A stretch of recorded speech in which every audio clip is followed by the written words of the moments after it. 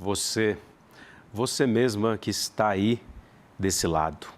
Você que está na rua, na cidade, no campo, no trabalho, no busão, no carro, na rua ou na calçada.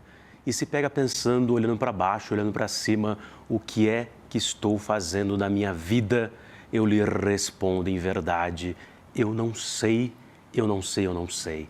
Mas eu sei que você pode vir para o Provocação Histórica, que já está no ar.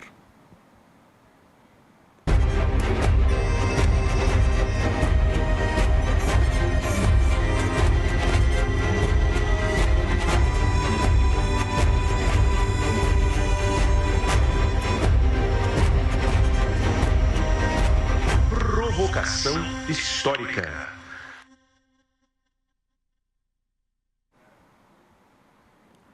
Olá, olá, olê, olê, olê, olá. Está começando, você sabe, minha convidada especial. Mais um Provocação Histórica ao vivo pelos canais do Instituto Conhecimento Liberta, no Facebook, no Instagram, no Twitter, no YouTube, no X e etc e tal. Em todas as plataformas pós-pandêmicas e virtuais desse nosso mundo invariavelmente cheio de guerras. Está começando mais um Provocação Histórica, minha convidada especialíssima, pelos canais do glorioso Eduardo Moreira, que agora também é cidadão paulistano, aleluia, em todas as plataformas pós-pandêmicas e virtuais desse nosso mundo não tão admirável assim, ou muito admirável, a depender das prosas aqui do Provocação Histórica e da minha convidada absolutamente brilhante de hoje, vocês vão ver. Senhoras e senhores, a essa altura, vocês já sabem, jovens do Brasil, eu sou um professor de história, Lindené Pareto, e um historiador num Brasil que tem um intenso, violento, virulento passado pela frente, como dizia o grande cronista. E tenho a alegria aqui de tentar, pelo menos um pouquinho, junto com vocês, nosso grande público, expurgar os demônios do passado autoritário brasileiro, narrando histórias, trajetórias inspiradoras, narrando a história e a historiografia do Brasil. Por isso eu peço a vocês que curtam, compartilhem, façam viajar a palavra da história, aleluia, para todos os cantos do mundo, até porque o ICL é international. Portanto, senhoras e senhores, estou aqui emocionadinho, não tem nem roupa para isso, estava aqui nos bastidores observando a inteligência e elegância da minha convidada de hoje, que há tempos eu já dizia a ela, vamos lá no Provocação Histórica. Ela falava, vamos. Aí eu falava de novo, vamos lá, vamos. Aí o mundo atropelou a gente, 1000 graus, 1000 trabalhos, 1000 coisas, mas ao mesmo tempo, enquanto estava aqui no estúdio ou aqui nas aulas e na curadoria acadêmica, vendo ela do outro lado da tela, digamos assim, ou aqui pelos corredores do nosso instituto, brilhando, entrevistando, refletindo, analisando, tanto na bancada do ICL Notícias, quanto no seu Em Detalhes. Ela que está na estrada já há algum tempo, apesar de jovem, e que é uma jornalista instigante, inspiradora, inteligente, elegante e brilhante. E é cancerianja. Por isso eu tenho a alegria de apresentar, finalmente, no palco do Provocação Histórica, ela, lá vem ela, Gabriela Varela.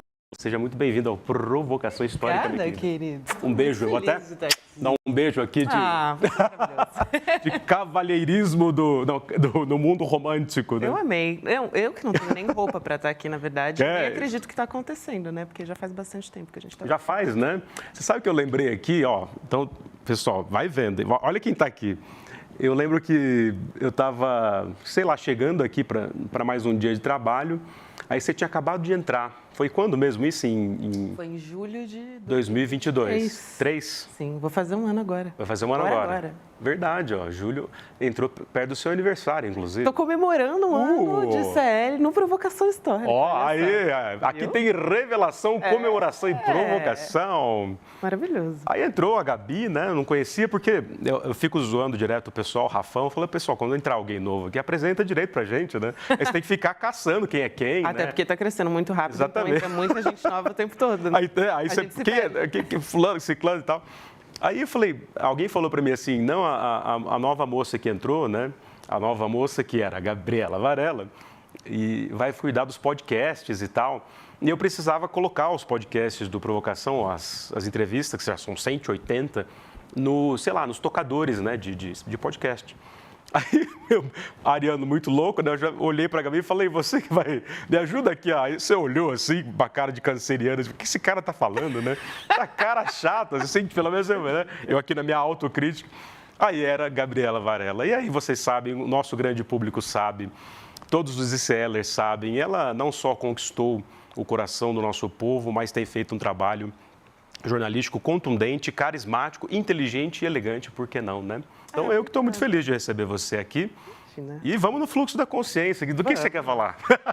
Não, a gente começou falando de podcast, né? Engraçado que você falou isso, eu estou fazendo um ano aqui, daí eu entrei para fazer podcast, no fim das contas, o Em Detalhes é o videocast da casa, mas a gente rumou para outro caminho, que eu acabei indo para o Estado Notícias segunda edição, para apresentar com o Chico, agora com o Rodrigo Viana.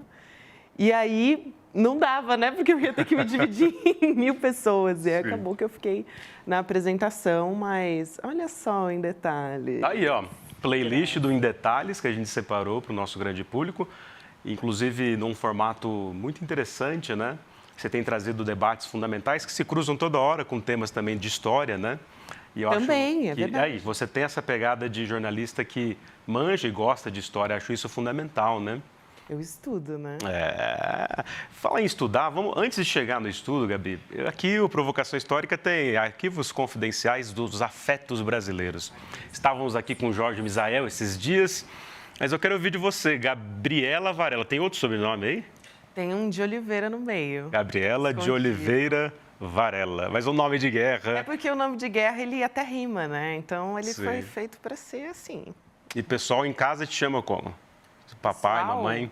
Me chamam de Gabi ou Bibi. Bibi. Aí, ó, só vou chamar de Bibi agora. Apelido de criança. Bibi. Carinhoso, né? Carinhosíssimo. Mas me diga lá, Bibi, você é nascida e criada em São Paulo ou não? Eu sou nascida e criada em São Paulo, mas a minha família é pernambucana, né? A minha mãe é pernambucana. Sensacional. O meu pai, ele era paulista. Eu perdi meu pai quando era muito criança, né? Então, eu fui criada pela minha mãe e pelos meus padrinhos. Isso aqui já? Aqui, em São Paulo. A minha mãe veio para cá, típica de família pernambucana, que todos os irmãos, família longa, né, enorme, veio para cá. Os irmãos dela, alguns irmãos vieram primeiro, ela veio para trabalhar. E conheceu meu pai.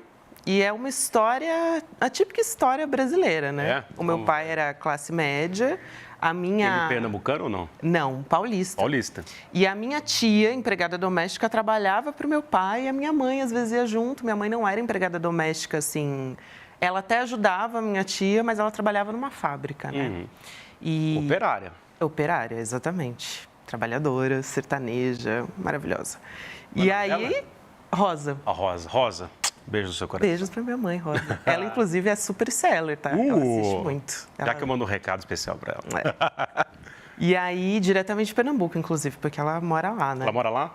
Em uma cidade de 14 mil habitantes. Caramba, qual é a cidade? Pernambucano. Alagoinha. Alagoinha. Maravilhoso. Em Pernambuco. Sim. É uma cidade incrível. Desculpa. É uma cidade incrível, assim.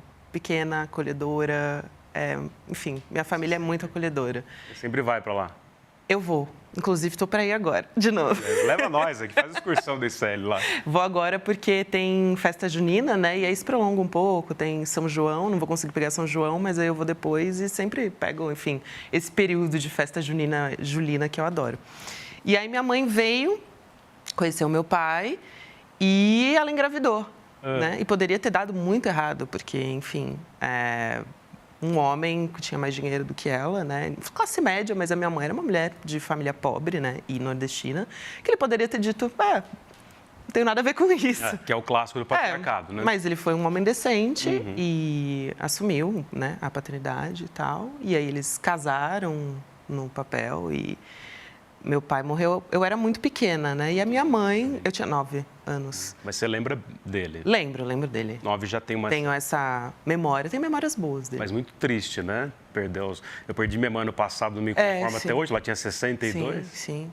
E aí eu tenho, na verdade, muita sorte, porque assim, eu perdi meu pai, mas eu ganhei um outro pai também, porque os meus padrinhos me criaram junto com a minha mãe. Minha mãe, eu digo que minha mãe me criou sozinha, mas foi junto com os meus padrinhos. Então, era uma família de 3, né, pessoas. 2 mães, Porque, para mim, as duas são minhas mães, assim. Minha madrinha também é pessoa incrível e me criou junto com a minha mãe. Eu não consigo nem diferenciar, assim, sabe? Para mim, as duas são minha mãe. E o meu padrinho foi a minha figura paterna a vida inteira. Então, eu sou muito grata, assim, a tudo que eles fizeram por mim. E é isso, né? Eu sou composta dessa multiplicidade. Mais uma síntese do Brasil. E aí, em que bairro você foi criada aqui em SP? Na Moca. Então ali, clássica da Moca mesmo. Clássica da Moca. Apesar de não ter essa gênese italiana e sim pernambucana, né? Pernambucana. Se bem que seu pai é um paulistano de origem. Sim, a família é de Portugal. Eu não conheci, inclusive, São os muito. Oliveira. Na verdade, ele é mais Varela, assim. Ele é Varela. E, assim, eu não conheci muito a família do meu pai, né? É aquela coisa meio de... Eu era filha meio que não era, sabe, muito interessante para a família do meu pai. Exatamente pela questão social. Exatamente. A sua mãe é uma mina periférica, pernambucana. Mas só poderia ser o famoso golpe da barriga, né? É isso que a gente ouve de mulheres, de maneira geral. É o clássico. Você acha que isso te influenciou a pensar... Vou até pedir para a voz de minha alma, Malu, maravilhosa, vamos botar na tela aqui. Maluzinha. O seu TCC, o seu trabalho, sua reportagem final na Casper Libero. Total. Você acha que essa história te influenciou a depois ir para o Onde você foi? Eu amei.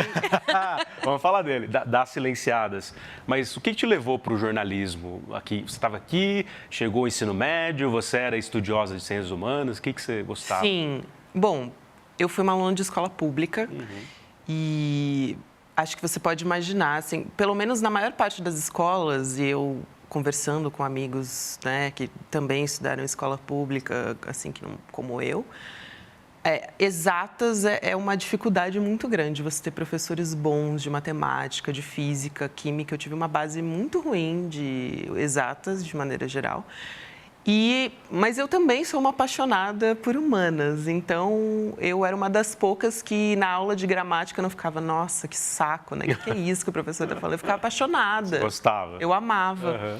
Então, eu poderia até, sei lá, ter ido por outro caminho, história, mas o que me dava mesmo era a aula de português, assim, de você poder... A aula de redação era o meu momento. Ficava maravilhado. Era o meu momento. E... eu tinha uma professora também que me incentivou muito, eu sou muito grata a ela, Luciana, o nome dela, inclusive. Eu sempre lembro dela com muito carinho. Professora de português maravilhosa. Né? Sempre. E ela que virou um dia para mim, assim, corrigindo uma redação, e falou, você já pensou no que você vai fazer? E aí eu pensava, gente, eu não sei se eu vou conseguir fazer alguma coisa, né? Eu não tenho dinheiro para fazer faculdade, assim. E aí ela falou para mim, não, você tem que investir nisso, escreve bem e tal. E ela me incentivava muito. E eu acho que foi fundamental para eu falar, eu acho que eu posso, né? Mas eu sempre, apesar de estar estudando numa escola pública e eu estudava, assim, é muito doido isso, porque eu tinha também colegas que diziam para mim, não, eu não vou fazer faculdade. Não era nem se cogitava, eles não conseguiam sonhar com isso, porque não existia outra possibilidade, né? E eu sonhava muito com isso. E, enfim, eu fui aluna bolsista, né, da Casper. Você entra na Casper com bolsa social. Eu entrei com bolsa social, eu consegui depois de... Porque você entra, né? Hoje em dia não é mais assim o formato, mas quando eu fiz, você entrava... Hoje em dia não tem nem bolsa, assim. Já não tinha ProUni, não tinha FIES, é uma faculdade, assim, de elite mesmo. E pouquíssimas pessoas pretas, pouquíssimas pessoas de periferia. Foi um choque de realidade. Exato. E aí, quando eu entrei, assim, 3 meses depois eu podia aplicar para a bolsa social. Mas esses primeiros 3 meses você tem que pagar, né? E aí eu desesperada para arranjar. É uma fortuna. Quanto que era menos. Era R$900, o que para mim era muita coisa. Para quem não tem grana, é muito caro. E hoje acho que está 2.500 por aí. Imagina o pessoal que paga 10 pau e meio. Não, hoje em dia eu não teria feito faculdade hoje, assim, imaginando, né, nessa conjuntura. Mas aí eu apliquei para a Bolsa Social, consegui e aí foi isso, assim. E era um medo, né? Porque eu entrei e era, assim, o meu sonho estudar jornalismo. E eu não consegui fazer USP, porque a USP a gente sabe como é que é para entrar na USP, difícil, né? E Misael falava disso no UNB. Exatamente. Quando eu ouvi o Misael falando isso, sobre ele ter sido rejeitado pela UNB, eu fui rejeitada pela USP também, eu fiquei, gente, acho que não é para mim fazer faculdade também. Eu cheguei a pensar. Dá aquele choque. E aí, fazer cursinho também, porque eu não tinha base nenhuma, principalmente de exatas. Física, eu fiquei 3 anos no Você acha colegial. que eu fui fazer história? Foi o que dava para fazer lá. Assim, eu não tive aula de física por 3 anos. Você imaginar uma pessoa não ter na formação do colegial aula de física é surreal. As pessoas me perguntavam coisas básicas e eu não sabia. Não sabia fórmula, sabe? Sim. Então, eu cheguei no cursinho, as pessoas estavam, putz, eu vou ver isso de novo, que saco. Eu ficava, gente, eu tô vendo pela primeira vez. Para mim, isso é incrível. Você entra aqui, né? Eles estão aqui, você entra aqui. Só que eu entrei pensando, eu vou absorver o máximo que eu puder, porque eu nunca tinha tido. Então, para mim, isso era, assim, muito surreal. Aliás, é muito maluco isso, mas o que me impressionou mais quando eu entrei no cursinho foi a infraestrutura do lugar, né? Porque a minha escola não tinha papel higiênico no banheiro. Clássico. E aí eu entrei no banheiro e falei, nossa, tem papel higiênico aqui, sabe? Coisa básica. Tem papel banheiro higiênico. limpo, como é que funciona isso? Tem sabonete no banheiro. Fiquei meio chocada, assim. E aí, bom, aí fiz a Casper, eu tinha 2 outros bolsistas na minha sala, que são pessoas incríveis também. Inclusive a Marcela, que fez o livro junto Ela comigo. estava com você ali também, Também bolsista. No meio daquele tanto de Pati playboyzinho. Aí eu e a Marcela, né, sofrendo todo mês para conseguir, porque além de você ter a bolsa social, você tem que manter uma média, assim, acima de 7 para você não perder a bolsa. Então a gente ficava desesperada. Fica tenso o tempo todo. O tempo inteiro, o tempo inteiro. E aí, como que surge na graduação as silenciadas e essas violências psicológicas e físicas que envolvem essa história estrutural do corpo da mulher dominado pelo Estado, pelo patriarcado, que é um tema que a gente vai discutir a partir de agora, que envolve a questão do aborto.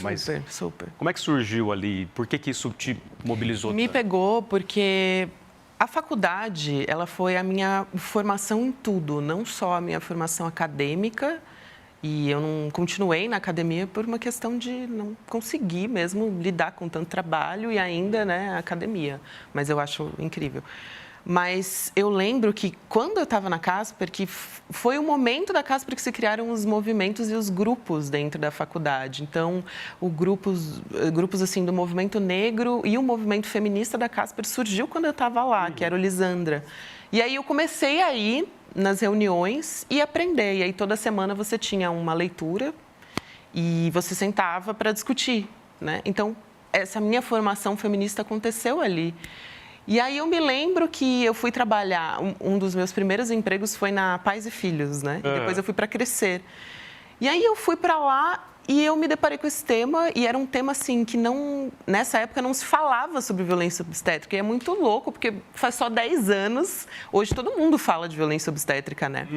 Mas ninguém falava sobre isso. Era um e aí eu tabuzaço. fiquei chocada, porque eu fui falar com a minha mãe sobre isso, e ela falou: eu passei por isso, assim, vou dar um exemplo, mas a episiotomia, né, que é aquele corte para quando o bebê vai fazer a passagem, você faz um corte e não é indicado em todos os casos, né, são casos específicos, mas isso acontece à revelia, né, assim, o médico vai lá e faz. Não é nem consultada. E muitas vezes, depois de fazer o corte, aí você tira o bebê, você dá o ponto e existe uma coisa chamada ponto do marido, que é basicamente você dar mais pontos que o necessário só para ficar mais confortável durante o ato sexual. É como se tivesse, dentro da história do patriarcado, reconstituindo a virgindade para o prazer masculino, não é isso?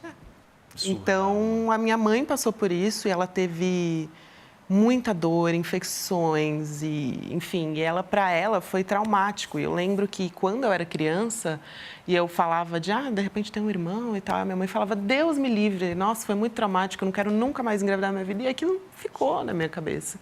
E aí, quando eu fiquei mais velha, eu perguntei: mãe, por que foi tão traumático para você, né? Porque aí eu já estava trabalhando com temas relacionados a isso. Eu trabalhei 2 anos, quando eu era estagiária, como repórter em revistas voltadas para a maternidade. Ela falou: porque foi horrível, foi traumático. Aí eu comecei a perguntar para ela e falei... E foi um momento também que aquele documentário Renascimento do Parto estava bombando. E eu falei: vamos assistir juntas? E ela falou: vamos. Gente, ela ficou assim... Eu fico até arrepiada de falar, porque ela ficou assim tão emocionada. E ela falou: eu nunca tinha imaginado que isso poderia tinha ser acontecido assim comigo. E aí, quando eu ouvi minha mãe falar isso, eu falei: esse vai ser meu tema de pesquisa, sabe? Eu não tive nenhuma dúvida.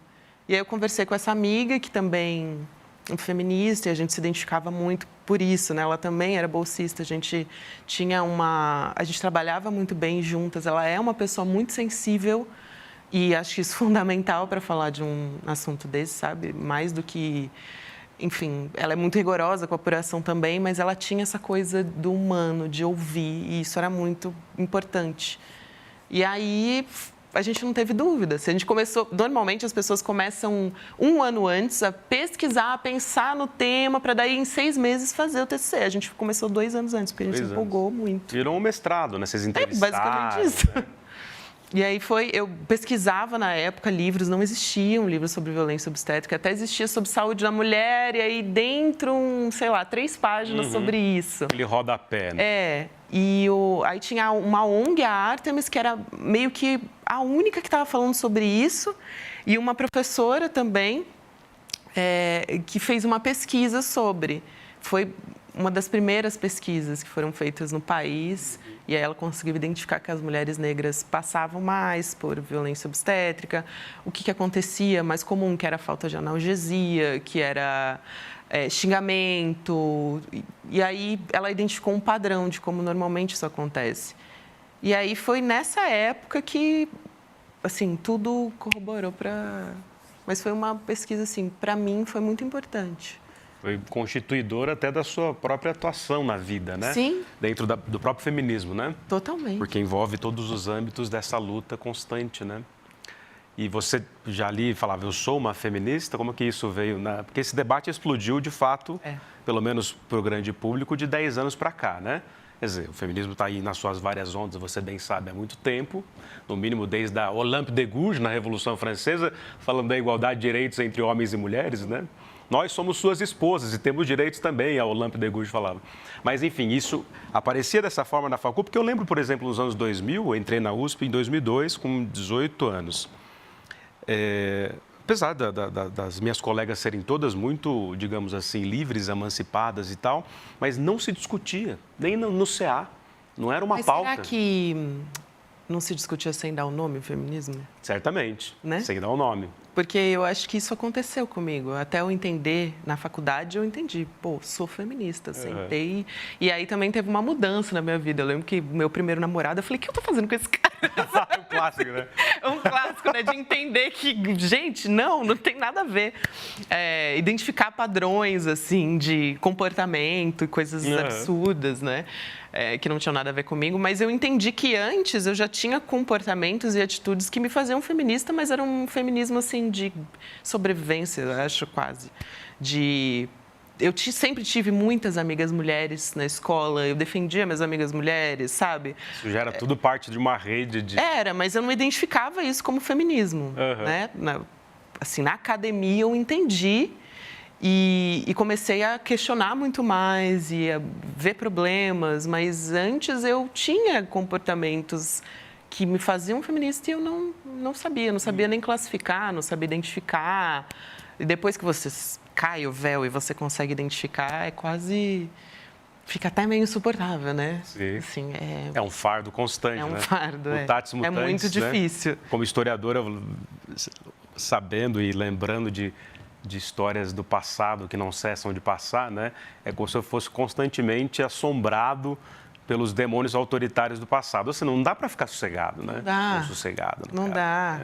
Às vezes uma frase, né, que eu penso, nossa, eu não queria que eu tivesse, sabe, identificando esse verniz, assim, de machismo, mas eu tô. Sim. E às vezes é muito mais fácil, às vezes você só... Respira fundo. Inclusive, falando disso, para pensar nos seus podcasts, né, você que, de forma pioneira, atua em vários podcasts de São Paulo e que tem a ver com rádio novelo, tem a ver com podcast, inclusive que você falava de saúde mental, né? Sim, foi na pandemia. Premiado, né? Foi um podcast da pandemia. Ele foi indicado a um prêmio de saúde do Einstein com a Companhia dos Jornalistas. E foi, assim, eu fiquei meio chocada porque era um podcast que na pandemia, todo mundo, né, foi assim, atravessado pela pandemia e eu meio que não sabia o que fazer. Eu lembro que nessa época eu tive um burnout um pouco antes da pandemia. Eu tive o burnout, a pandemia começou depois. Sintomas clássicos do burnout, excesso de trabalho. Exatamente. Te deu um piripaque. E aí, enfim, piorou, obviamente, né, com a pandemia, e eu não sabia muito o que fazer com aquilo. Eu tinha uma amiga também jornalista que estava sentindo da mesma forma. Eu falei, e se a gente pegar isso e, sei lá, conversar com as pessoas? E ele foi, assim, muito de nicho, circulou entre amigos nossos, mas depois eu comecei a receber mensagens de pessoas que ouviram que eu nem fazia ideia, de outros lugares, e de que, eu ouvia você na CBN, que eu trabalhei na Rádio CBN, ou então, aqui mesmo, ICL, nossa, eu não sabia que você tinha feito esse podcast, eu não me lembrava, porque era só voz, né? Não era videocast. E aí me surpreendeu que chegou a algumas pessoas, assim. Para mim, era muito... se chegar em uma pessoa e, de alguma forma, ela pudesse identificar, já é muita coisa. Eu lembro, por exemplo, o editor-chefe, o Ricardo Gouveia, ele até apareceu em um dos episódios sobre burnout, porque ele também teve, ele foi uma das pessoas que eu virei para ele e falei... E o que você fez, cara, para sair disso? O nosso Ricardo? O nosso Ricardo. Que eu virei e falei, mas como é que faz? Como é que você sai? Demora?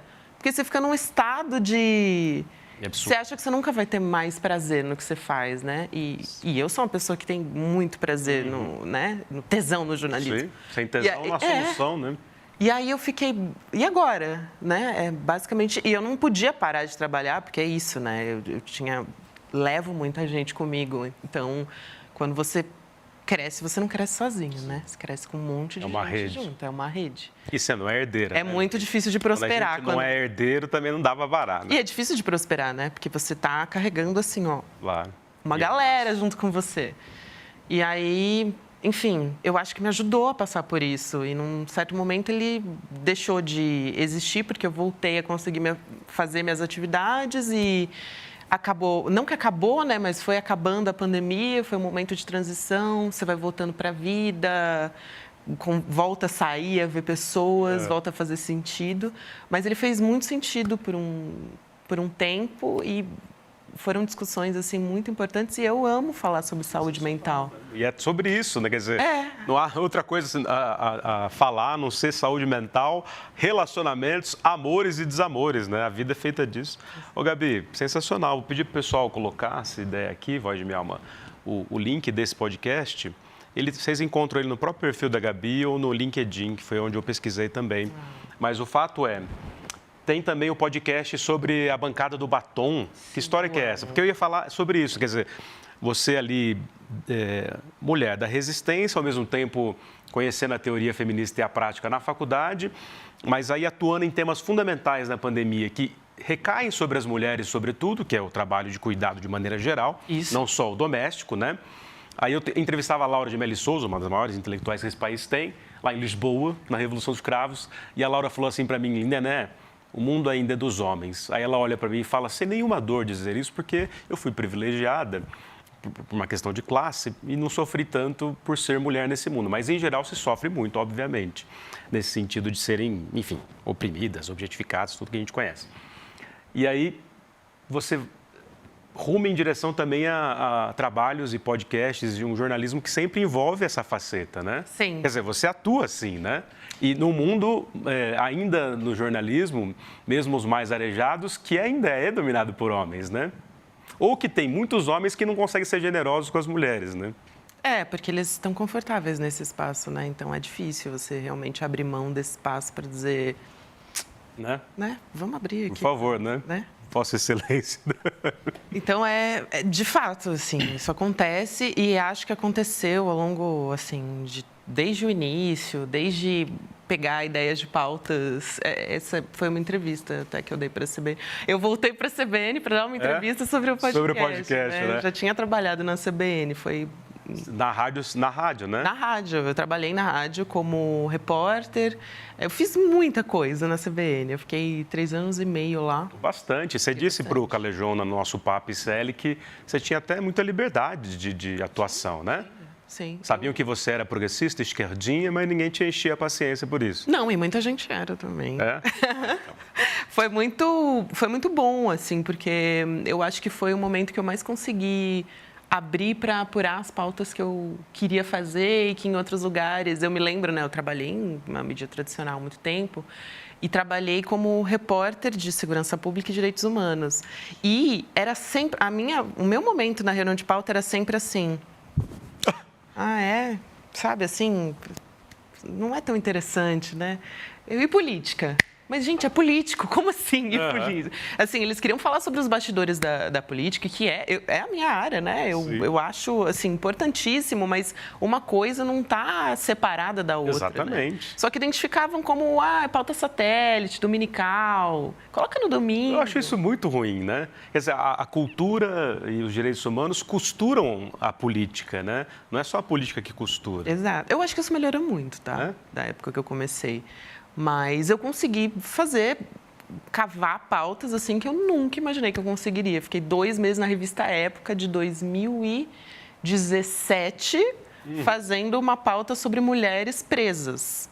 Caramba, isso é um filhos... dos E, grandes nossa, problemas, tá? realmente, assim, quando me disseram, vai lá e faz, eu falei, o quê? Gente, mas aí eu abracei, né, também, muito, quando falaram, pode ir lá fazer. Tristíssimo e trágico, né? E, enfim, também tem muito a ver com essa área de atuação que eu tento seguir, porque é uma preocupação que me atravessa e atravessa tantas mulheres e eu acho que a gente precisa, enfim, até hoje, né, falar dessas questões, tanto que a gente está aí em 2024 querendo proibir mulheres estupradas de fazer aborto. Exato, que tem a ver com tudo que você estava discutindo desde a graduação sobre o corpo, né? Sobre o corpo. Como é que é o ditado que as chilenas diziam nessa última grande revolta, né? Que o macho abusador é o Estado violador, né? Quer dizer, que controla como um conto de aia o corpo das mulheres o tempo todo. Isso é inacreditável, né, Gabi? E aí, né? É só uma revolta estrutural para barrar esse tipo de coisa, por exemplo. Equiparar o aborto ao homicídio. E é tão doido isso, porque, por exemplo, a gente estava falando agora desse podcast sobre o lobby do batom, né? Eu fiquei mais ou menos 1 ano e meio estudando o período da Constituinte para fazer, né? Para quem não conhece o lobby do batom, inclusive, eu imagino que sim, porque quem acompanha a Lindenberg e a história sabe que foi o lobby do batom. Mas eu cheguei no Congresso para perguntar para os parlamentares e para parlamentares, inclusive progressistas, o que foi o lobby do batom. Você chegou lá em Brasília? Responder. Não sabiam. As mulheres progressistas não sabiam que tinha sido o lobby do batom. Sabe quem respondeu, assim, com tranquilidade e deu uma aula quando eu perguntei? E, assim, me deu um... Aquele alívio no coração. Erundina, né? A Erundina? Luiz Erundina. Dissertou brilhantemente. Incrível. Que, nessa época, era prefeita, se eu não me engano. Então, ela não estava no Congresso, mas era uma aqui política em São Paulo, voltando. Ferrenha e acompanhou de perto. E colega de muitas das parlamentares que estavam lá e que estão até hoje... A Benedita da Silva está lá até hoje. Verdade. Né? Então, a Lídice da Mata está lá até hoje. São mulheres, assim, guerreiras de estar nesse congresso de 2024. Eu acho que é um filão inteiro, né? A sua pesquisa sobre o lobby do batom e o trabalho fundamental das mulheres na Constituinte, né? Que sempre foi apagado também, né? Fala-se desses machos todos, do Serra ao Luiz Inácio, do Fernando Henrique ao Ulisses Guimarães, e nunca se fala das minas, né? Não, nunca se fala. E, assim, tiveram nomes fundamentais para a Constituinte acontecer, inclusive mulheres de direita que estavam lá, uma das primeiras, assim, e elas batiam diretamente com as feministas, né? A Sandra Cavalcante, na verdade, era a que mais batia de frente com as feministas. Ela estava ali fazendo uma política muito masculina, de enfrentamento, de discutir de igual para igual. Mas nessa época já se discutia a mesma coisa que a gente discute hoje sobre o aborto. E elas tinham que fazer manobras para não ter uma palavra, um artigo que abrisse uma brecha futuramente para que fosse mais difícil abrir esse caminho. Ou então, por exemplo, o casamento homoafetivo. Foram elas que conseguiram colocar um artigo para que a família conseguisse ser identificada depois, abrisse uma brecha para que a família fosse, por exemplo, um homem e um outro homem, uma mulher e uma outra mulher. E era tudo, assim, muito sutil, mas era uma conquista absurda. Se não fossem elas, a gente não teria esse tipo de conquista. A lei Maria da Penha também, foram elas que abriram esse caminho. Quando elas colocavam, assim, na Constituição, que o casamento, né, quando se falava sobre o casamento, que o casamento não pode ter a violência. Então, assim, elas foram pioneiras. Guerreiras, lutadoras, né? E elas foram mulheres, muitas vezes, você estava falando, né, sobre a Revolução dos Cravos. Elas foram mulheres que conseguiram estudar fora do Brasil, porque eram mulheres privilegiadas, que voltaram e conseguiram aplicar a teoria feminista na política institucional. E é muito difícil, porque a gente é muito mais seduzido pela política dos movimentos sociais. Então, dá muito mais tesão você ir para a rua e você reivindicar o que você quer. Agora, fazer política institucional, putz, é chato. Eu não quero ouvir falar de política institucional, entendeu? Ninguém tem saco, Não né? tem saco e muitas vezes também não quer abrir mão. Porque você, para fazer política institucional, você tem que abrir mão, fazer concessões. E aí o movimento social vai falar, não, eu não quero, entendeu? E aí você tem que ser muito sagaz para fazer esse tipo de coisa. E essas mulheres, elas foram muito, assim, incríveis nisso. Elas foram inteligentíssimas, muito hábeis, assim, fizeram política com um P maiúsculo. E ninguém sabe. Ninguém sabe, né? Quando você fala, o que foi o lobby do batom na Constituinte? Todo mundo fala, o lobby do batom? Não sei. Gabi, vamos fazer uma aqui, ó. Fica aqui, ó, a provocação para a nossa produção, tanto aqui para o curador acadêmico quanto para o pessoal do jornalismo, da gente fazer uma série original. Vamos. Né? Pegando ali na redemocratização como um todo, mas vários episódios ou, né? E essas mulheres estão vivas. Estão vivas, entrevistá-las, né? Enquanto elas estão aí, inclusive.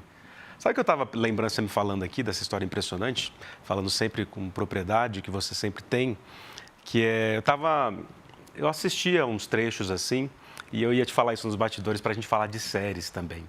Você gosta de ver série? Adoro. Adora, né? Adoro. Então, eu vi uns trechos quando era mais jovem, lá no começo dos anos 2000, mas eu não tinha acesso à TV a cabo, essas coisas, só depois de velho, né? Você tem um salário um pouquinho melhor, né? Aí você compra lá uma internet que te dá acesso a essas coisas de série aí. Hoje tem aqueles 1000 streamings e você não sabe mais o que está acontecendo, né? Você tem que cancelar tudo para ver o que você está pagando, inclusive. E ainda assim você não acha tudo, tem que voltar para as locadoras. Aliás, no Copan tem uma maravilhosa, que é a única locadora que sobrou do centro. Mas o fato é, eu comecei a rever, na verdade, ver efetivamente Sex and the City. Olha só. E aí, a série dos... Tenho muitas amigas vivendo agora. De 98, quer dizer, eu estava ali adolescente ainda, nem lembro direito. Mas, e aí você falou, a gente está falando do aborto. Mano, tem um episódio que eu vi, acho que anteontem, que a Miranda engravida do ex dela. E aí, a série é engraçada. A Carrie Bradshaw com seus roteiros, né? A Sarah Jessica Parker, maravilhosa. E aí tem toda essa história. Ele tem um problema nos testículos e fica só com uma das bolas, né? Uma dos testículos. Monobola, né? Maravilhoso. E aí ele fica com aquela coisa, né? Ela virou amiga dele e fala assim, ô Steve, para com isso, as mulheres nem ficam puxando, pegando na bolinha, né? A gente quer saber de outras coisas, a gente quer saber de abraço forte, de olho no olho e de, evidentemente, um membro ereto. Mas o fato é, ela fala isso engraçadíssima, e aí eles acabam transando e ela engravida. E aí ela vai contar para as amigas, para Carrie, para Samantha, para Charlotte, que faz aquela vez de menina conservadora, né, muito típica também no Brasil. E aí as amigas perguntam, não a Samantha, que é descoladíssima, né? Mas você não vai falar para o Steve? Ela falou, não, eu vou abortar e sou eu que se exploda, né? Aí entra, ao mesmo tempo que uma tentativa muito libertária, entra um lado também muito conservador, que você não sabe exatamente se é uma provocação do roteiro ou se é o espírito do tempo. Ela vai fazer o aborto na clínica e recua, ela volta para casa, a Charlotte aparece com flor, falando, sinto muito, porque a Charlotte queria ter filho, não conseguia ter. De fato acontece até hoje, né? As mulheres se sentem pressionadas. Aí ela falou, eu não tirei, e vai ter o filho, aí tem que contar para o ex. Quer dizer, tá tudo aí, né? Tudo mudou para nada mudar. Isso? Todo mundo tem uma amiga, uma companheira, uma familiar que já fez aborto, que já sofreu violência. Todo mundo tem uma história próxima. Eu me lembro até hoje a primeira vez que isso me chegou em mim, assim, pela primeira vez, que foi uma amiga, que ela teve um sangramento. E aí todo mundo ficou preocupado com ela, assim. E aí foi no meio do carnaval, ela começou a ter uma hemorragia. Todo mundo ficou, meu Deus, o que está acontecendo? E ela, eu não sei o que está acontecendo, assustadíssima. E a gente trabalhava juntas no mesmo prédio, e aí ela estava assim, numa semana que ela estava arrasada. E ela era uma pessoa muito solar. E eu lembro que eu falei com ela, o que está acontecendo? Assim, você está melhor? Você ainda não se recuperou? Aí eu lembro que ela, não sei, eu acho que em algum momento ela falou, cara, eu preciso falar sobre isso, né? Assim, porque ela estava passando por aquilo sozinha, só com o parceiro dela na época. E aí ela fechou numa sala e falou, eu fiz um aborto. E começou a chorar, assim. E eu fiquei em choque, porque, enfim... Aí eu entendi o que tinha acontecido. Sabe quando você começa a fazer a ligação? Eu falei, meu Deus, foi por isso que... Ela falou, e eu achei que eu fosse morrer, e aí eu me senti culpada, e eu não falo disso com ninguém, eu não sei o que fazer, e agora já foi, mas eu estou me sentindo muito mal. E as pessoas acham que a pessoa faz o aborto e, nossa... Mil maravilhas. Que incrível que foi. Mó B.O. E assim...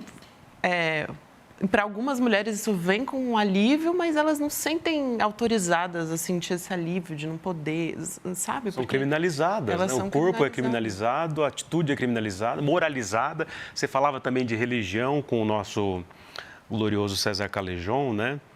E aí você falou da Umbanda, né? Da Umbanda. E ele falou do espiritismo, aí você também falou alguma coisa relativa anteriormente, antes do tambor te fazer chorar, me faz chorar também. Mas eu continuo isso, né? muito lindo, muito lindo. E claro, acho que eu também, como síntese do Brasil, acho que quando toca um tambor, seja do Olodum lá com o Galvão, seja um da África, seja um aqui do samba do Arnesto, você fica, é isso o Brasil, né? Mas aí eu também continuo sendo muito cético, né? Como historiador, acredito em tudo e nada ao mesmo tempo. Acho tudo muito bonito, mas... Sempre fui assim. Né? Não é isso? Sempre fui assim. E aí você pensa na questão da moralização, por exemplo, do que é vida ali, com um mês, 2 meses, quem define o que vai ser essa vida ou não. Aí envolve esses cortes todos do mundo religioso, inclusive estou rindo de nervoso, as declarações recentes do Papa Francisco, que pelo menos a mídia italiana colocou, né? Que ele fala, o Vaticano tem muita viadagem, a igreja está com viadagem demais, Nossa, né? essa frase muito foi... louco isso, né? Quer dizer, fiquei... tá tudo aí para a gente debater, né? É surreal. É surreal. E eu acho que eu não fui... Eu sempre pude ser cética. A minha mãe é católica. Aí tem aquela coisa do Brasil, né? Minha madrinha... Aquela síntese. Católica com espírita. Sincretismo total. Sincretismo, assim. Mas eu não me identificava. Eu lembro que eu até fui em alguns centros espíritas e fiquei... legal, mas eu não conseguia acreditar. Sabe, assim, de fato, de me entregar e tal. E aí eu lembro que, quando eu fui no terreiro, foi isso. Eu ouvi o batuque e eu comecei a chorar. E eu fiquei, gente, o que está acontecendo comigo? Assim, É canceriana. Emocionada. Emocionada. Eu sou as pessoas que se emocionam até em bloco de carnaval. Fazer o quê? Eu sei bem. Mas eu entendi que faltava. E aí eu estou falando da espiritualidade, né? E a espiritualidade é muito maior que a religião. A Bell Hooks fala de espiritualidade também, que é uma feminista que eu, enfim, acho que ela é... Essa fundamental da questão do amor como opção de construção. E eu acredito muito no amor como revolução. Sim. Então, quando eu li Bell Hooks, tudo fez sentido para mim. E aí, quando ela falou de espiritualidade, eu falei, gente... E ela fala do amor como você querer a evolução espiritual do outro também. Eu falei, gente, que forma bonita de Total, você. e libertar o outro, não oprimir, né?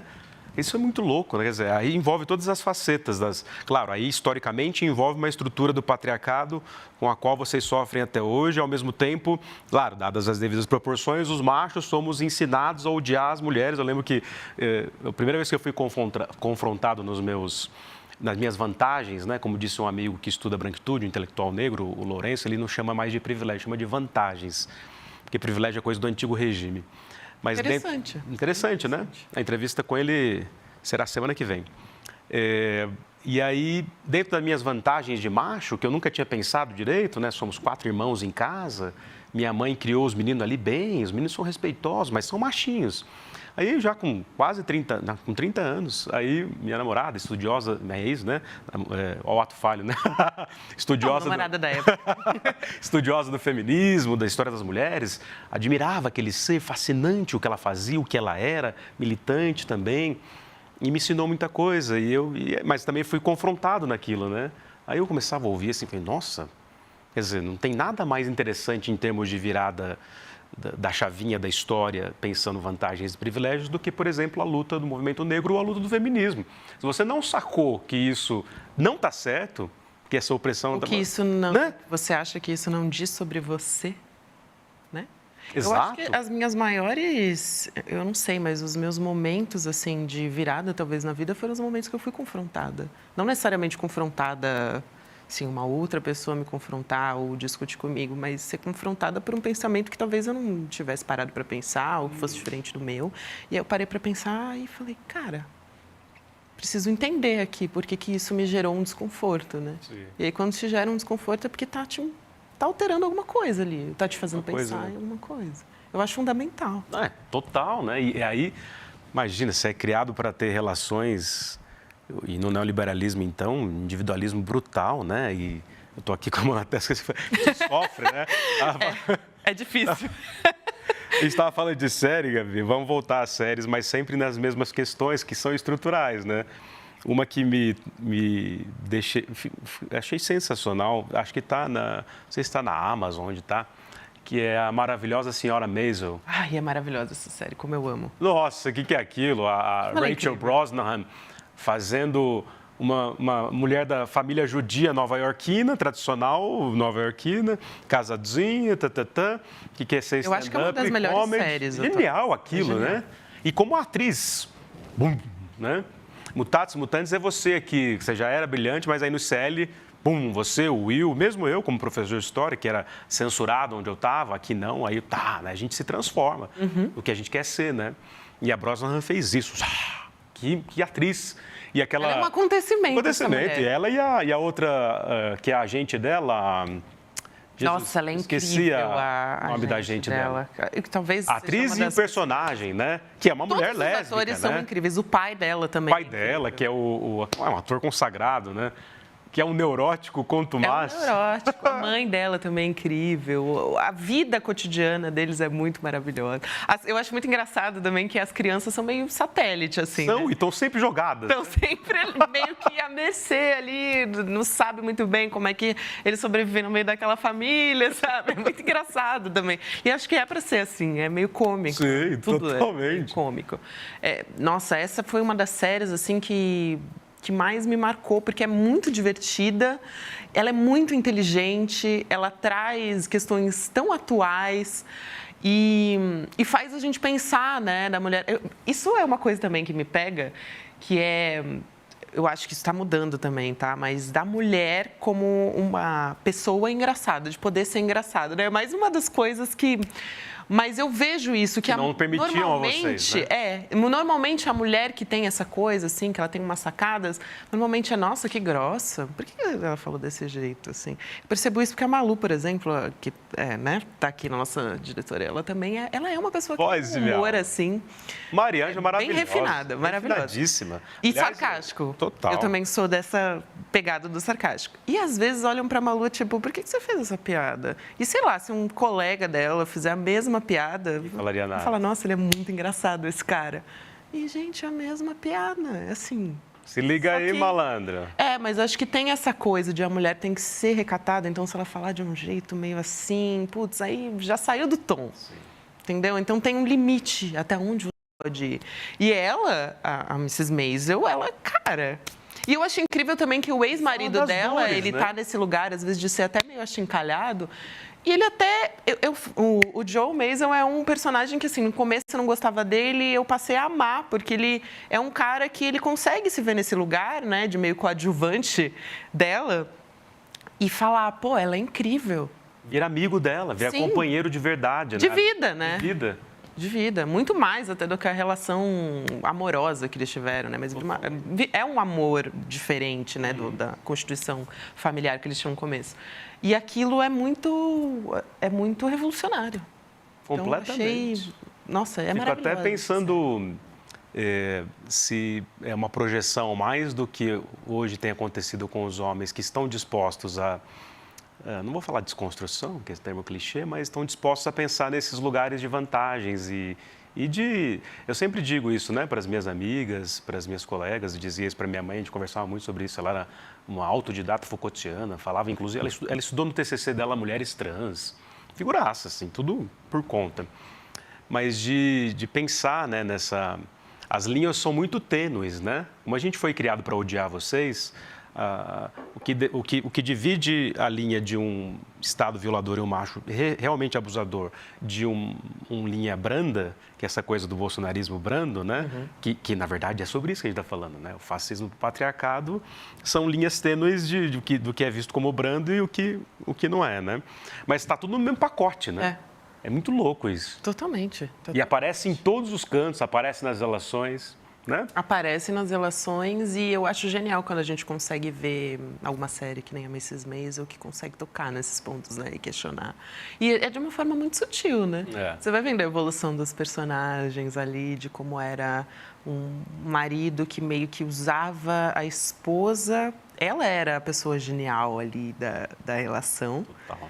E ele usava isso a favor dele. E aí, quando ela começa a ter uma projeção, ele se incomoda profundamente com aquilo, entra numa crise, né, existencial. E depois ele se coloca no lugar de... Putz, essa é uma mulher incrível que eu tenho na minha vida, ela é a mãe dos meus filhos, por que eu não posso ser amigo dela? Por que eu não posso fazer ela crescer? Por que eu não posso estar nesse lugar, né?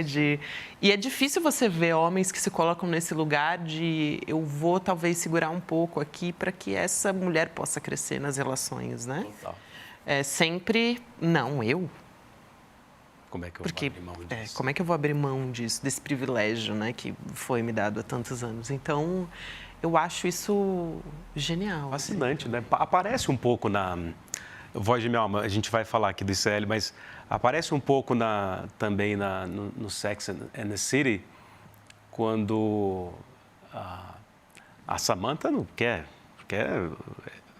macho, sai fora, não vou casar com você não, vou transar livremente mesmo e vou transar com quantos eu quiser, enquanto a Charlotte é a família tradicional ali, que quer uma família, quer um bebê e tal, não sei o quê.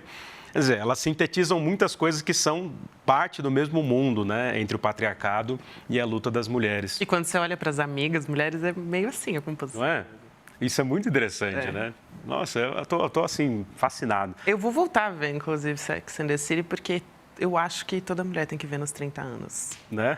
É verdade, elas são todas trintonas, né? 35, 33... E é muito atual, né? Muito atual. Claro que tem alguns pontos... É Nova York, elas tomam viúva clicou, né? Né, amiga? Imagina eu e você saindo do ICL, que vamos tomar uma viúva clicou, acabou o salário, né? R$400 uma garrafa de viúva clicou. Por favor, né, França? Ô, Macron, começa a exportar esse negócio gostosinho, que é gostoso, né? Os pobres podemos tomar também, por que não, né? Mas aí é isso, é óbvio, né? Tem muitas diferenças, mas você consegue identificar pontos muito atuais. E aí são estruturas do mundo mesmo, né? Então, eu quero muito assistir de novo. Eu assisti na época, mas eu lembro que eu não assistia assim, de forma linear. Então, eu quero pegar para assistir desde o primeiro episódio para ver como é que eu vou me sentir, com quem que eu vou me identificar, quais são as histórias ali que vão... Você me fala. Inclusive, você tem muito de Carrie Bradshaw, pensando no roteiro, os seus podcasts, a sua luta, seus interesses em narrar e não silenciar mais essas mulheres. Ela está ali também e é muito legal, na verdade. E essa questão do roteiro também é um muito difícil, né? Então... Assim. Bom, a própria Mrs. Maisel, que foi a primeira mulher, né, a entrar num time de roteiro masculino. Da TV do Ford lá? Ninguém achava que ela fosse engraçada. E aí ela começou a... Ela teve que ignorar o tempo todo. Sim. E aí quando não sabiam que era dela, nossa, muito engraçada essa. Foi eu que fiz, Mais ou menos, né? Assim, mais ou menos. Olha, Gabi Varela, você vai voltar aqui para a gente falar de séries e muito mais, não vai? Só me chamar que eu venho. Porque estamos... Agora, abriu a porteira. Agora já era, né? Inclusive, vamos fazer outras aqui, uma série original só para falar de série. Vou chamar o Will, né? Nossa, a gente já debate as questões LGBTQIA+, a questão bissexual, né? Que também tem me tomado bastante atenção e leituras nos últimos tempos, né?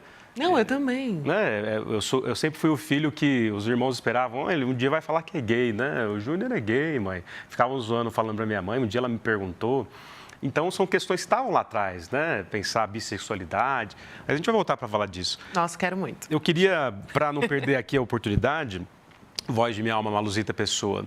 Vamos colocar aqui na tela, inclusive, a home, porque você sabe, né, Gabi, que esse time que você está vendo aí foi o time que surgiu em 2020, quando Edu Moreira, Gessé Souza, Rafael Donatello fundaram o Instituto Conhecimento Liberta. E aí Suzy Pisa, minha amiga, e essas figuras todas que estão aí são os primeiros professores. Eu fui um desses primeiros.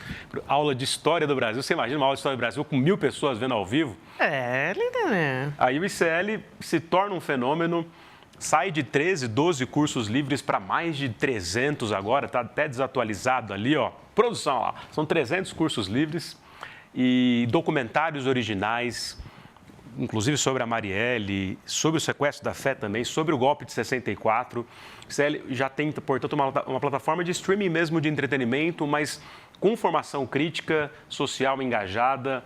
A entrevista impressionante que o Edu Moreira fez com a própria filha do Che Guevara, esse documentário do Ferrúcio também sobre o Che. Enfim, conheçam o ICL, vocês sabem que essa causa aqui, a Gabi poder, com os seus cachos de inteligência maravilhosa, poder ser o que ela é e brilhando aqui, é porque vocês bancam esse projeto. Quem não conhece ainda, quem não está ainda, quem não é membro, venha. Né? Me ajuda, Gabi, você que fala tão elegantemente. Elegantemente, imagina. Chamar a pessoa para vir para o ICL. Tenho nem roupa. Eu já vi você fazendo, eu presto atenção. Gente, não, mas imagina você ter uma plataforma que você tem mais de 300 cursos sobre tudo. História das mulheres, tem história das mulheres. Tem história do movimento LGBTQIA+. Com um professor genial, inclusive eu entrevistei ele no Detalhes também, ele é um querido, mas eu acho que o ICL é revolucionário, né? Assim, não tem nenhum lugar no mundo que faça o que a gente está fazendo. Eu acho que eu estava, até quando a gente fez aniversário aqui no ICL, né, perguntaram... Os 2 anos de ICL Notícias. 2 anos de ICL Notícias. E aí, ICL, notícia, educação. Eu falei, gente, é muito incrível, porque quando você pensa no ICL, você junta educação com informação e, assim, de uma maneira, né, uma simbiose que eu acho que não existe em nenhum outro lugar. De você estar realmente interessado em promover o conhecimento e levar o questionamento para as outras pessoas. Isso é muito revolucionário, né? Não é só entregar, assim... Porque é muito isso, né? Na mídia tradicional, você não está preocupado, muitas vezes, nem contextualizar. Aconteceu isso aqui, entrega para a pessoa e é meio que uma receita de bolo, pronta. E aqui não, a gente pensa em realmente como é que a gente vai analisar isso e onde que a gente vai conseguir levar essa pessoa, né? Então, eu acho que a gente só tem isso aqui. Impressionante. Aí você tem... Aí tem, por exemplo, o seu companheiro de bancada, Rodrigo Viana. Ao mesmo tempo que ele está ali fazendo análises críticas e impressionantes do jornalismo, ele acabou de estrear um curso sobre essa disputa nas redes de Lula-Bolsonaro, de Bolsonaro de volta a Lula. Acabou de estrear o curso do Rodrigo Viana. Tem o Chomsky, que apareceu aqui ao vivo, Gabi, lá em 2021. Tinha 200 mil pessoas vendo ao vivo. O Edu trouxe o Chomsky ao vivo. Enfim... Conheço o ICL, os links estão aqui para vocês na tela, no chat. E, Gabi, tem alguma coisa que você queria dizer assim? Essa é só a primeira prosa nossa, eu sei, mas que você queria falar desde que você entrou aqui e nunca falou assim, nunca conseguiu por conta de roteiros e pautas e etc. Roteiros e pautas? Que você falou, preciso falar para esse público do ICL tal coisa que eu... sei lá. Coisa que você sempre quis que alguém te perguntasse, porque você fica entrevistando. E aí tem coisa que a gente... É a primeira vez, né? A gente quer falar as coisas também, né? E a gente não consegue. Não, você sabe que eu tenho uma questão que é um pouco interna minha, que é a minha relação com o tempo, né? Porque eu sou uma pessoa que todo mundo fala, nossa, você está sempre muito ocupada, né? Você está sempre fazendo muita coisa. E eu tenho um esforço muito particular de estar o tempo inteiro tentando conciliar isso que eu faço, que é uma coisa que eu amo muito, com o tempo dos meus afetos, assim, né? Eu acho que foi o Antônio Cândido que falou o meu tempo é dos meus afetos, e eu acho isso... Pai da Laura Gemelli Souza. Olá. Eu acho isso muito bonito. E eu acho que aqui, muitas vezes, eu consigo fazer um pouco esse exercício de dedicar... Como a gente está falando de conhecimento, né? E para mim isso é uma coisa muito... faz parte da minha vida. Eu acho que eu consigo um pouco unir um pouco as duas coisas, assim. Um pouco o afeto com o trabalho, com a informação. Não de uma forma ingênua de achar que faça o que você ama. Sim, sem essa coisa coaching, né? Sem essa coisa coaching, mas de você poder pensar nisso como algo revolucionário, porque o ICL é revolucionário, né? E abre espaço para você ser revolucionário e poder dizer isso abertamente. E eu acho que nenhum lugar faz isso. Sem medo de ser feliz, né? Sem medo de ser feliz. Então, eu consigo também parar para pensar nisso, de como eu quero usar o meu tempo e como eu quero chegar nas pessoas. Eu acho que é uma caminhada bonita. Linda. E, bom, não à toa vocês sabem que a Gabi, né, ela é pop, muito querida, muito carismática. Quando eu estava lá na Câmara Municipal, segunda-feira, quando o Edu recebeu o prêmio o título de cidadão paulistano, os alunos, as alunas, sobretudo, as mulheres são muito generosas, sempre foram e cada vez mais o que é revolução sempre vem de vocês. Porque os homens, sei lá, né, acho que foram massacrados também e aprenderam a matar, então aí eles não sabem ser generosos. Mas as mulheres vinham e falavam, professor, muito obrigado. Abraçava, tirava foto, agradecia. E isso também é uma E aí troca. falavam você toda... E manda um beijo para a Gabi, manda um beijo para a Elô Vilela, manda um beijo para a Vivi Mesquita, sabe? É muito bonito isso. É muito mesmo. bonito isso. E essa troca existe mesmo, eu acho que nessa comunidade que é do ICL, de uma forma que eu nunca tive em nenhum outro lugar que eu trabalhei. É muito afetuoso, é próximo, é como se todo mundo se conhecesse, né? Eu estou muito ansiosa, inclusive, que depois, o programa vai ao ar depois, mas estou muito ansiosa para ver a troca no Despertar, porque eu tenho certeza que vai ser isso. Vai. Inclusive, gente, Voz de Minha Alma, Malu Pessoa, nossa diretora hoje aqui, aliás, porque... fala com a Elga aqui para a gente... Malu na equipe do Provocação Histórica constantemente. Mas o fato é, eu preciso pegar o meu óculos e minha caixinha de música para eu fazer aqui um momento Jimmy Fallon com você. Então, a gente pode até assim, se não for fazer o corte aqui, ó, Malu, a Gabi Varela olha fixamente para o nosso grande público, porque chegou o momento, Gabi Varela. Estou tensa. O momento Jimmy Fallon. Será que eu sou capaz? Não só é capaz, como... enfim, é você, né? Canceriana, que fará aniversário daqui a pouquinho. Chegou o momento, Jimmy Fallon, Marília Gabriela, Jô Soares, Abujanra, Rita Lee desse programa. Porque as luzes do mundo se movem por você, Gabi Varela. Eu sempre adoro essa parte que eu falo isso. As luzes do mundo, você se levanta comigo, please. E a gente olha para aquela câmera ali. Vamos. E aí a gente pode fazer assim, ó. Enquanto eu pego o que eu esqueci ali, você... olha fixamente para o público e declama uma poesia, se quiser. Declama bem cirandeiro, né? Gente, não. Esse momento é o momento que eu estava mais esperando aqui. Eu estou aflitíssima. E eu estava aqui falando de Antônio Cândido, do tempo dos meus afetos, né? De como eu quero passar o tempo com os meus afetos. E a gente está aqui passando o tempo. Olha só. Você viu como ela é maravilhosa? Você acha que qualquer um consegue? Vamos supor, não tem edição, né?